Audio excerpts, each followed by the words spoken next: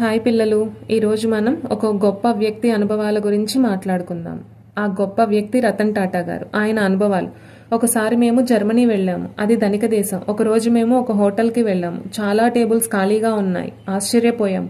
అక్కడ అందరూ ఒకటో రెండో డిషెస్ తెప్పించుకొని పూర్తిగా తిని వెళ్తున్నారు.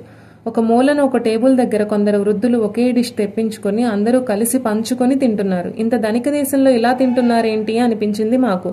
మేము మా స్టేటస్కి తగినట్టు రకరకాల డిషెస్ తెప్పించుకొని తిన్నాము. కొన్ని నచ్చలేదనో ఎక్కువయ్యాయనో వదిలేశారు మా వాళ్ళు. తెప్పించుకున్న దాంట్లో 3వ వంతు వదిలేశారు మా వాళ్ళు. మేము లేచి వెళ్ళిపోతుంటే అక్కడ ఉన్న ఒక వృద్ధ మహిళ మా దగ్గరకు వచ్చి ఇలా వేస్ట్ చేయకూడదు అంది.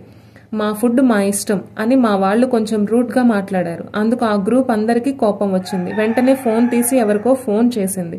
పోలీసులు వచ్చారు. జరిగింది విన్నారు. 50 యూరోలు ఫైన్ వేశారు. మాకు చెల్లించి వచ్చాము. వాళ్ళు ఇలా చెప్పారు: డబ్బులు నీవి, కానీ ఇక్కడ రీసోర్సెస్ నీవి కావు, అందరివి. ఇంకొకరు తినవలసింది నువ్వు పాడు చేశావు.